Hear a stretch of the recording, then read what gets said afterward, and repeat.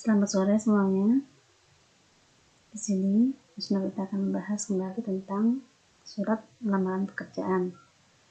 Pada pertemuan kali ini, Miss akan membahas bagian unsur kebahasaan dan bagaimana cara menyusun surat lamaran pekerjaan. Oke. Mengidentifikasi unsur kebahasaan surat lamaran. Di dalam kebahasaan, surat lamaran meliputi kalimat efektif, penggunaan ejaan di mana di situ mencakup tanda baca, huruf kapital dan kata baku, santun dan persuasif. Ya, persuasif itu mempengaruhi supaya lamaran kalian ini diperhatikan dan bisa diterima. Kemudian menyusun surat lamaran pekerjaan dengan memperhatikan isi, sistematika, dan kebahasaannya. Isi dan sistematika surat lamaran yaitu di sini kalian harus memperhatikan perbedaan alasan seseorang mengirim surat lamaran. Ya. Nah, hal itu akan menyebabkan isi surat yang dibuat juga berbeda. Perhatikan paparan mengenai isi, sistematika, dan kebahasaan dalam surat lamaran berikut. Yang A, isi berisi beberapa hal termasuk sumber lowongan, posisi pekerjaan yang dilamar, identitas pelamar, kualifikasi yang dimiliki, bisa dalam hal pendidikan, bisa keahliannya, kemudian pengalaman kerja, atau berbagai prestasi yang mendukung, persyaratan yang diminta, dan harapan si pelamar di dalam isi. Kemudian sistematikanya berisi tanggal, lampiran, perihal, alamat, salam pembuka, paragraf pembuka, paragraf isi, paragraf penutup, salam penutup, tanda tangan, dan nama pengirim. Bahasa yaitu menggunakan ragam bahasa baku dengan ejaan dan kalimat yang efektif, santun, dan gaya persuasif. Ejaan dalam penulisan unsur-unsur surat lamaran. Pertama, perhatikan penulisan tanggal surat. Penulisannya dimulai dengan nama kota dengan awal kalimat kapital serta diikuti tanda koma. Lalu tanggal ditulis dengan angka. Nama bulan tidak boleh disingkat dan akhir tahun yang ditulis lengkap dengan angka. Contohnya, Jakarta, 25 Agustus 2019. Ini yang benar. Nah, ini contoh yang salah. Perhatikan. Ini juga contoh yang salah karena Agustus bulannya disingkat. Ya. Nah, jadi kalian bisa memperhatikan yang benar. Ini yang benar. Oke, lanjut. Lampiran adalah sesuatu yang dilampirkan atau diikutsertakan pada surat tersebut dan berkaitan dengan berapa jumlah dokumen yang disertakan pada surat lamaran tersebut. Kata lampiran ditulis utuh, tidak boleh disingkat menjadi lam. Setelah itu diikuti tanda titik 2 dan diakhiri jumlah dokumen yang dilampirkan. Lampiran tidak perlu ditulis apabila tidak ada dokumen yang dilampirkan. Contoh yang benar ini. Kemudian ini contoh yang salah karena disingkat. Ini contoh yang salah karena tidak ada lampiran tetap dituliskan. Ya, oke.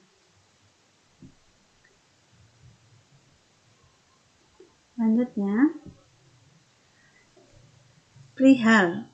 Dalam menuliskan perihal, perhatikan di sini perihal menyatakan tentang apa isi surat tersebut.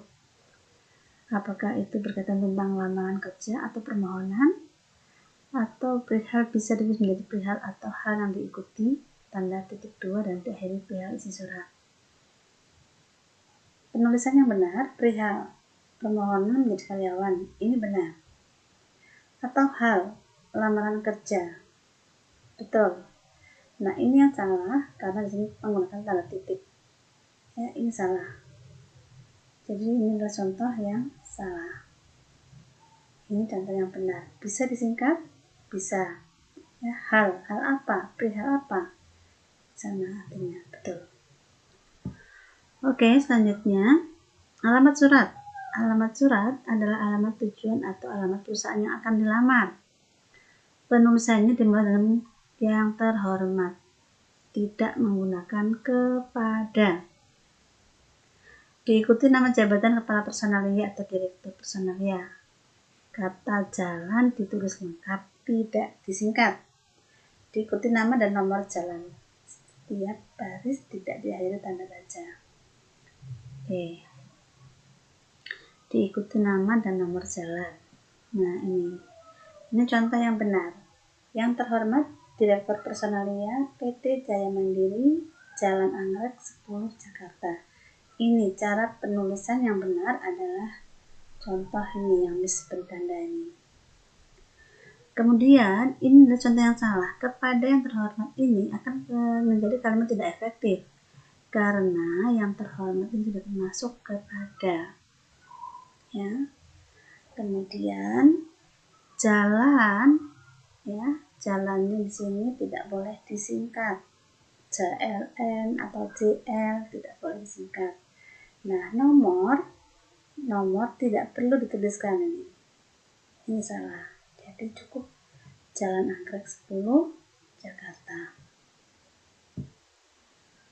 Salam pembuka, karena ini adalah berupa surat resmi, maka penggunaannya menggunakan bahasa resmi, yaitu dengan hormat. Contohnya, dengan hormat, koma. Dengan D-nya kapital, hormatnya kecil, kemudian koma. Ini salah. D-nya kecil, hanya kecil. Kemudian ini salahnya adalah titik. Jadi, salam pembuka dengan hormat, kemudian koma. Ini yang betul. Oke, lanjut. Sedangkan untuk pembuka surat, disesuaikan dengan latar belakang penulisan surat tersebut. Misalnya si pelamar mengajukan lamarannya berdasarkan iklan di media massa. Maka ia harus mencantumkan nama media, tanggal terbit, dan jenis pekerjaan yang dilamar. Ini contohnya. Berdasarkan iklan lowongan pekerjaan yang saya baca di harian Kompas tanggal 20 Februari 2017. Nah, ini salahnya kenapa? Bersama surat ini saya menyampaikan surat lamaran. Bersama surat ini berarti dia atau ini bareng-bareng sama suratnya. Ya, jadi ini salah. Oke, lanjut. Identitas pelamar. Di dalam penulisan identitas pelamar, tempat tanggal lahir dan alamat, semua kata ditulis dengan huruf kecil kecuali nama pelamar dan kota kata tempat. Ya, ini. Tempat tanggal lahir. Nama Risa Andrea, tempat tanggal lahir. Ya. Bukan seperti ini, sering kita jumpai seperti ini salah. Kemudian ini yang betul, tempat, tanggal lahir. Cirebon 27/95. Alamatnya ini sudah betul. Kemudian ini ada contoh yang salah. Nah, salahnya di mana? Dalam penulisan tempat tanggal lahir. Ini salah. Oke. Lanjut. Penutup surat. Penutup surat ini berisi harapan atau ucapan terima kasih. Huruf pertama pada kata sapaan harus menggunakan huruf kapital. Nih, sapaan. Bapak Ibu. Atas perhatian Bapak Ibu, saya mengucapkan terima kasih. Atas perhatiannya ini salah. Atas perhatiannya ini mengacu ke siapa? Tidak jelas di sini.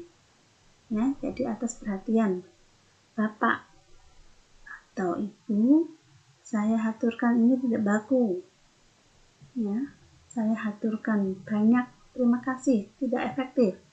Ini salah. Jadi ini yang benar. Atas perhatian Bapak Ibu, saya ucapkan terima kasih. Sedangkan untuk salam penutupnya, di sini karena ini bahasa surat resmi, maka salamnya pun harus resmi. Hormat saya. Ya. Kemudian di sini hormat sayanya di sini harusnya titik, ini titik salah ya, ini betul nih, contohnya ini betul, nggak salah ketik ini kalau di sini titik salah ya. Jadi kalau hormat saya, nah kemudian siapa yang menulis serta tanda tangannya. Nah, tanda tangannya di sini, huruf pertama pada setiap kata nama pelamar harus menggunakan huruf kapital, tidak di dalam kurung dan tidak digarisbawahi. Ini tidak diberi kurung seperti ini salah, digarisbawahi juga salah. Jadi cukup seperti ini, Leonita atau Leoni Anastasia. Oke, demikian materi yang disampaikan tentang kebahasaan surat lamaran pekerjaan. Mudah-mudahan bermanfaat buat kalian, terlebih-lebih ketika nanti kalian sudah waktunya untuk mencari pekerjaan dan membuat surat lamaran pekerjaan. Kita akan bertemu lagi pada materi selanjutnya. Tetap diperhatikan ya, tetap diperhatikan dan tetap mengikuti materi-materi selanjutnya. Terima kasih, sampai jumpa.